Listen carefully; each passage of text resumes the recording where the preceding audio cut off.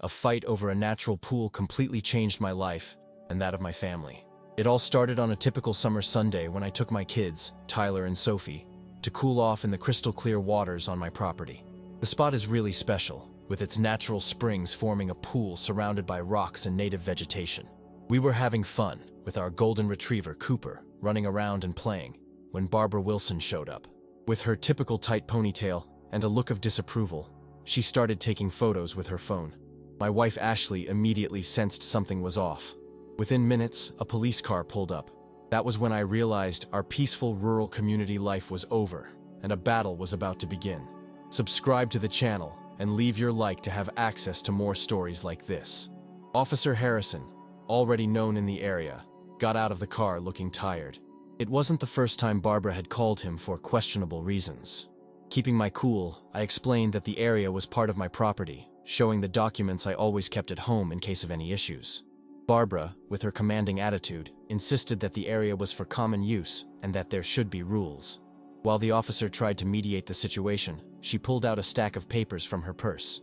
To my surprise, they turned out to be forms from a so-called residents' association she had created all by herself. "As the HOA president, I demand that this family leave immediately," she shouted, waving the documents in the air. Officer Harrison, holding back a smile, explained that homeowners associations need to be officially registered and approved by the majority of property owners. But Barbara didn't give up.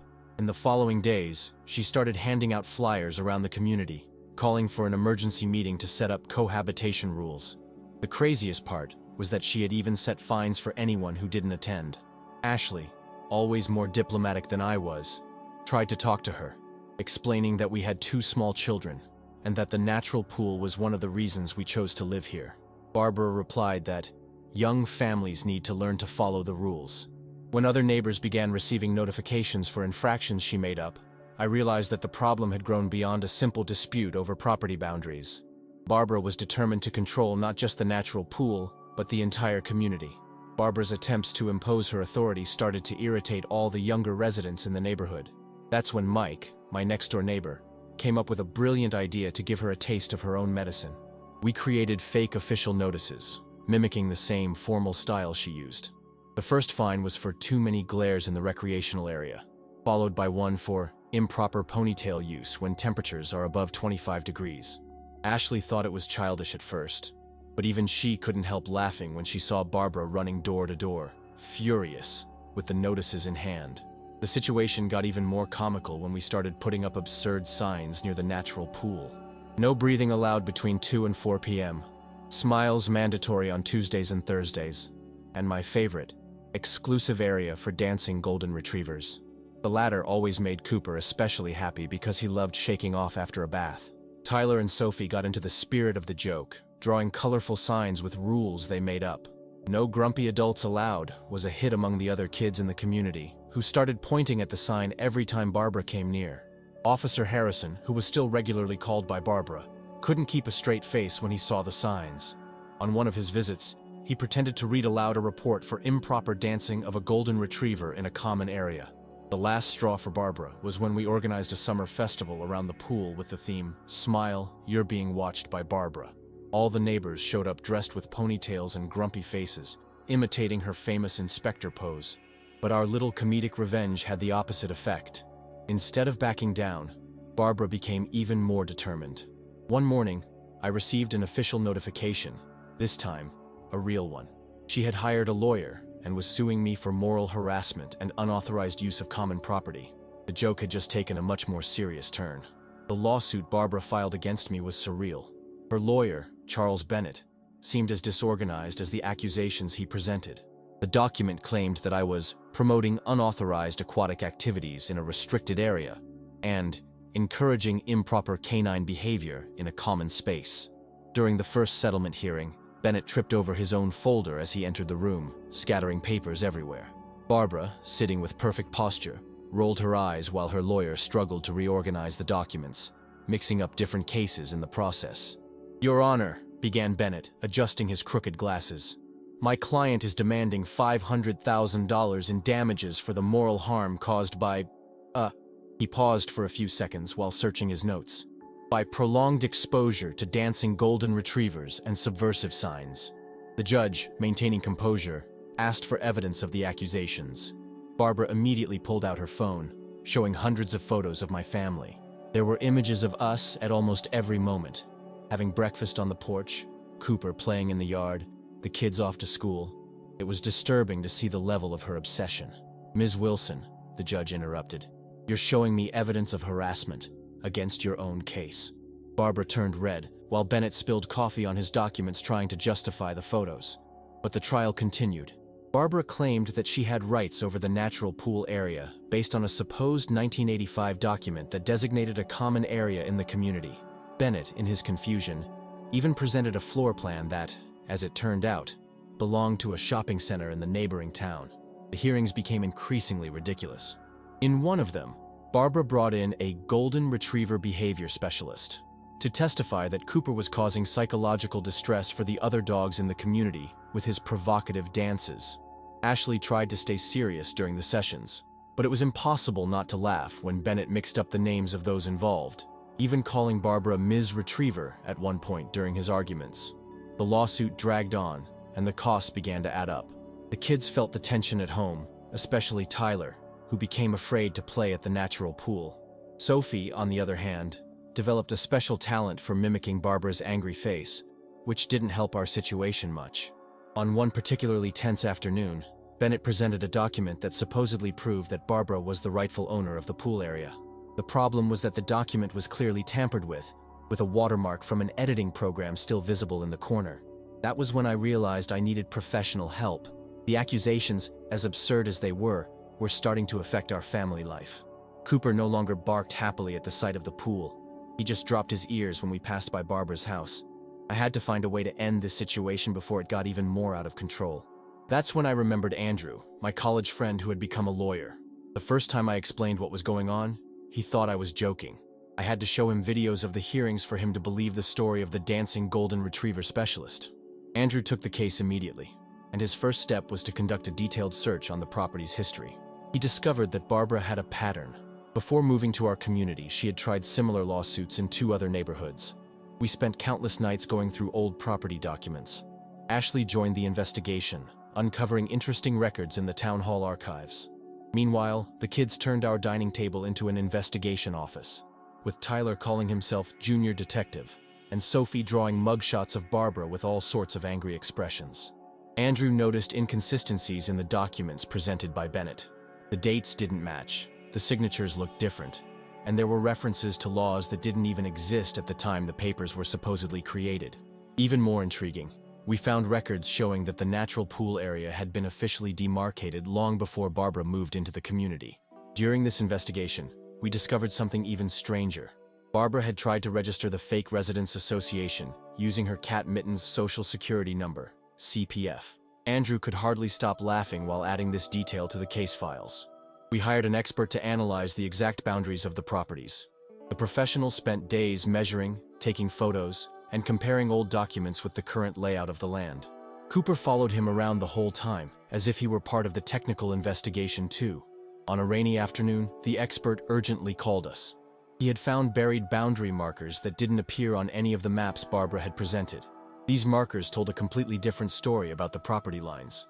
Andrew meticulously organized all the evidence, building a solid defense. Unlike Bennett, who still insisted on bringing in dubious witnesses, including a body language specialist for problematic neighbors, our case was based on concrete facts and official documentation. The preparation for the final hearing was intense. Ashley rehearsed with me possible questions that Barbara or Bennett might ask. Tyler contributed with his parallel investigation, which was mostly drawings of the natural pool with dates and times when Barbara would appear to take photos.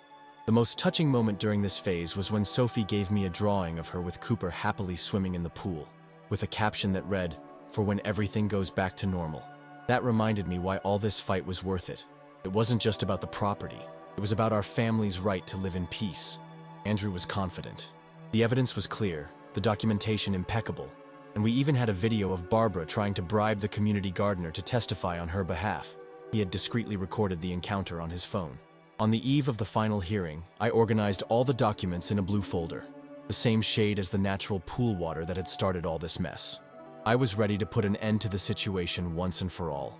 The day of the final hearing arrived with a storm that seemed to match the tension of the moment. Barbara entered the courtroom with her characteristic ponytail, but something was different. Her hands were trembling slightly as she clutched her red folder. Andrew began his presentation flawlessly. He projected old photos of the neighborhood, showing how the area had evolved over the years. The images clearly revealed that the natural pool had always been within my property's boundaries. Bennett tried to interrupt several times, spilling his coffee for the third time that morning. The turning point came when Andrew presented the most important document, an official record from 1972 showing the original boundary lines. Barbara turned pale. Bennett began to sweat, frantically rifling through his disorganized papers. "Furthermore, Your Honor," Andrew continued, "I would like to present evidence that the defendant attempted to register a residents' association using fraudulent documents."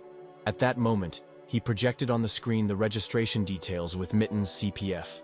A stifled laugh echoed through the courtroom. Barbara abruptly stood up, her ponytail swinging indignantly. "This is absurd. Mittens is a respected member of the community."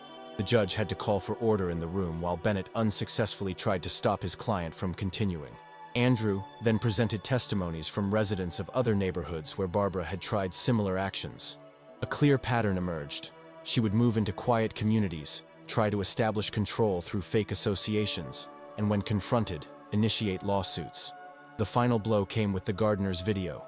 In the recording, Barbara offered a considerable sum for him to testify that he had seen Cooper organizing unauthorized dog parties at the pool. Bennett ended up dropping his entire folder this time, scattering papers all over the courtroom. The judge removed his glasses, rubbed his eyes, and let out a long sigh. "In 30 years as a judge," he began, "I've never seen a case as peculiar as this." His verdict was straightforward. All of Barbara's accusations were dismissed, and she was condemned for bad faith litigation. Even more, the judge ordered that Barbara keep a minimum distance from our property and forbade her from taking photos of our family. He also ruled that she had to pay all legal fees and compensation for the trouble caused. When the gavel fell, I felt an enormous weight lift off my shoulders. Ashley squeezed my hand, her eyes welling up. Bennett tripped over his own feet as he tried to console a shocked Barbara. Leaving the courthouse, a light drizzle had replaced the storm. On the way home, I stopped by a pool supply store and bought several new toys. Tyler and Sophie could hardly wait to get back in the water, and Cooper wagged his tail in anticipation of his provocative dances. That night, we had a small celebratory barbecue. Mike and other neighbors showed up, all relieved that the absurd story had come to an end. As the kids played in the natural pool and Cooper happily ran around the yard, I realized that sometimes we have to fight for our right to a simple life. 3 months passed since the lawsuit ended. Life in the neighborhood returned to normal, or almost. Barbara still lives here, but now she mostly stays inside, occasionally peeking out from behind the curtains. Bennett, as far as we heard, decided to retire after the case, claiming post-traumatic stress caused by dancing golden retrievers. The compensation we received was used to improve the natural pool area. We built a small wooden deck, installed special lighting for nighttime swims, and even created a lounge area with hammocks. Tyler insisted on putting up an official sign, "Area for Smiles, Canine Dances, and Happy Dives." An interesting change happened in the community. The neighbors started gathering more often. Every Sunday we have a communal breakfast near the pool. Each family brings something, and the kids take turns organizing the games. Cooper became kind of the official mascot of these gatherings, always ready for his aquatic performances. Sophie, inspired by the whole story, decided to write an illustrated book called The Ponytailed Witch and the Dancing Dog. Ashley helped with binding it, and now several neighborhood kids have a copy. Barbara probably wouldn't be happy to see her character portrayed with a broom and a magical fine block, but the court order prevents her from complaining. Mike set up a security camera system around the neighborhood, more to protect us from future Barbara-ism than out of any real need. In one of the homeowners' meetings, this time a genuine, officially registered one, we decided to create a code of conduct based on common sense and mutual respect. Officer Harrison still shows up now and then, but only to join the Sunday barbecues. He always laughs as he recalls the many calls from Barbara and how he had to keep his composure amid increasingly absurd accusations. One afternoon, while we were swimming, Tyler asked why some people, like Barbara, have such a hard time letting others be happy. Ashley replied wisely, "Sometimes, son, People get so caught up in controlling others' lives that they forget how to live their own. The most important lesson we took from this whole story was about the importance of defending what we love, even when it seems ridiculous to do so. Our natural pool, which Barbara saw as a threat to order, is actually a symbol of how nature and community can coexist in harmony. Last week, I noticed something odd. Mittens, Barbara's cat, the one with the CPF, started showing up during our Sunday gatherings.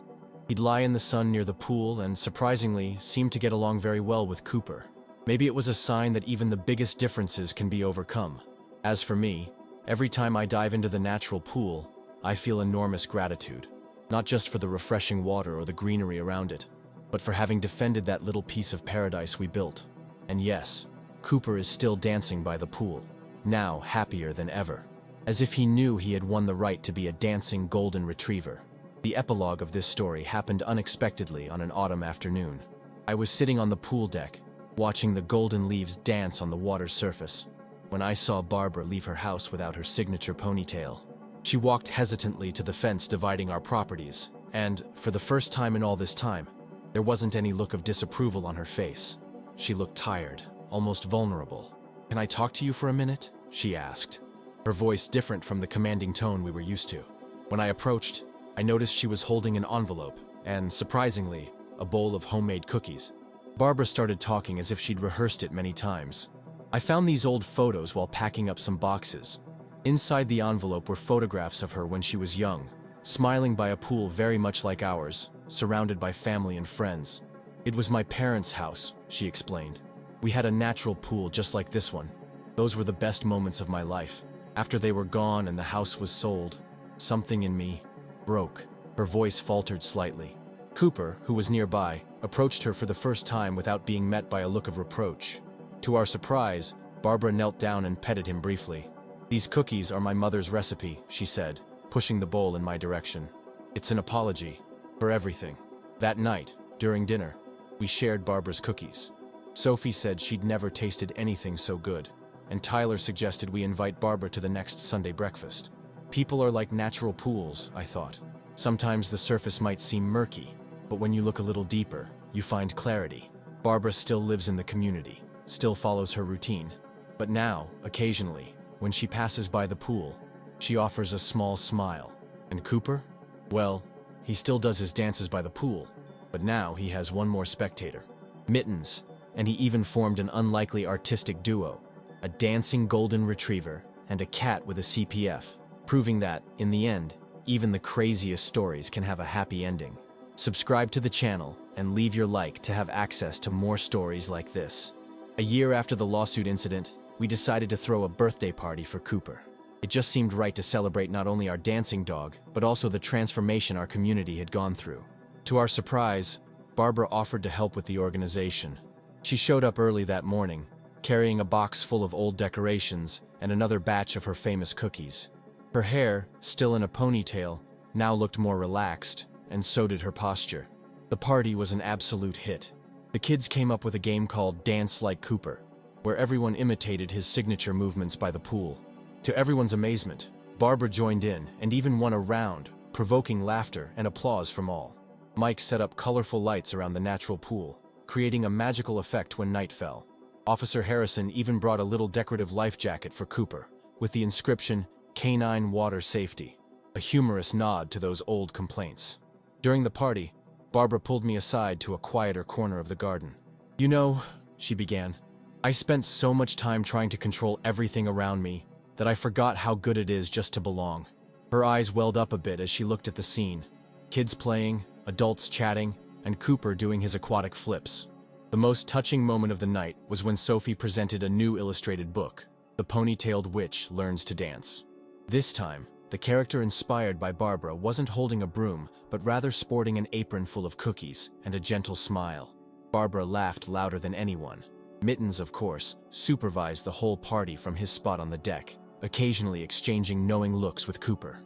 The cat with a CPF and the dancing dog had become an unlikely but lovable duo. At the end of the night, as guests were leaving, Barbara helped clean up. "You know," she said, "sometimes you have to lose something to understand what really matters." She looked at the calm, natural pool reflecting the stars and smiled. Sometimes you just need a dancing golden retriever to teach you how to live better. Subscribe to the channel and leave your like to have access to more stories like this.